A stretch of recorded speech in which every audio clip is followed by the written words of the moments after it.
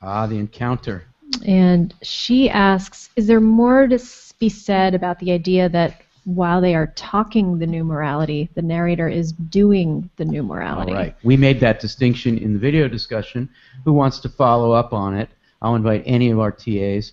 The point that's being made is that they over there are talking the new morality, and Pound is into the idea of doing. This is part of the Imagist revolution, which is that poetry can do things, or that words can do things. Kristen, your thought on this?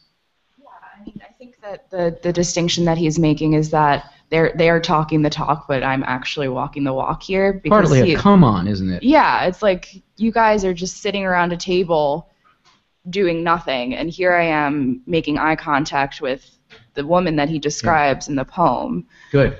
There's a paradoxical after effect of that, namely the poem, which is more talking and less doing. Exactly. Yeah, that's a problem. Dave, do you want to run with that a little bit? Do you see that as a problem? Or do you think he's just as Ali would put it in a different context, he's just another player who's making his move, but turns out basically to use this experience of an encounter for the purposes of creating a famous poem? I don't know what to say to that. You don't want to go with that. Say anything. I really don't. Say anything? Well, I would just comment on how amazing these sentiments about talking the talk versus walking the walk are conveyed through such concrete images, because they're sort of abstract sentiments, but conveyed through these really imagist, concrete, nouny images. Great, good point.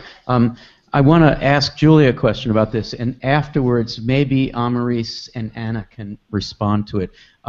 You were not in the video discussion, and so I wonder what your response is to, I believe I was the one who used the word objectification, and I meant it in a feminist sense, though one doesn't need to, because in fact what's happening here is that the imagists are really good at rendering objects, but now when you get to a subject, namely another person, if you render her an object, you're possibly doing damage to the, shall we say, three-dimensionality of the person who's also a subject.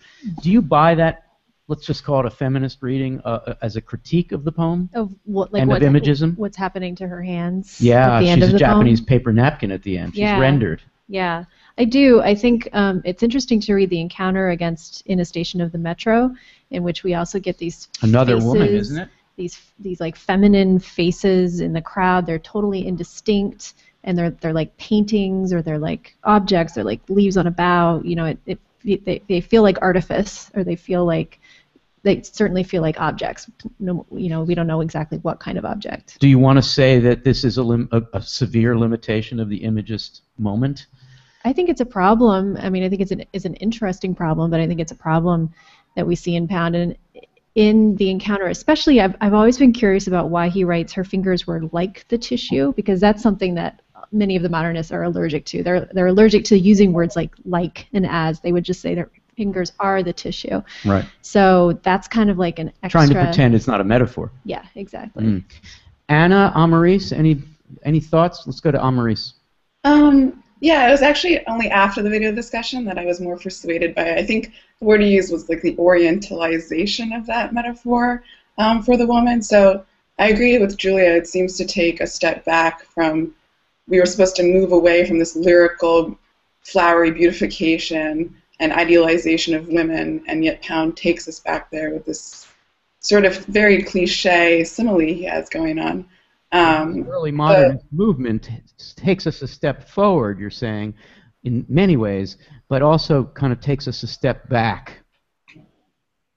Yeah, in terms of that sort of idealization of a woman in the focus and the, yeah, I guess you could say mild objectification. I'm sorry I interrupted you before, because I think you were going to say something more about Orientalism, but even if you weren't, would you say something more about the Orientalism of this? It seems sort of just like a trendy effect, going off of our video discussion. It's not, it lacks that originality and that elevation of the ordinary, which was supposed to be essential to the modernist movement, a focus on the fracturing that is, rather than some imaginative ideal that we would hope to be there. Okay. Thank you so much. Anna, your thought on this? Yeah, it's interesting because like the Oriental aspect of it, like the Orientalist sort of like decor was very much in vogue at this particular moment. It was called like Japanisme, I think is what they call it, like in France. Chinoiserie. Yeah. So I don't know. I guess for me, it's kind of like a double rendering, a double objectification of this female figure. Not only because she gets rendered as a tissue napkin, which like kind of sucks for her. Like that's the object. Kind of sucks for her, did you say? Yeah, that's the object that he picks.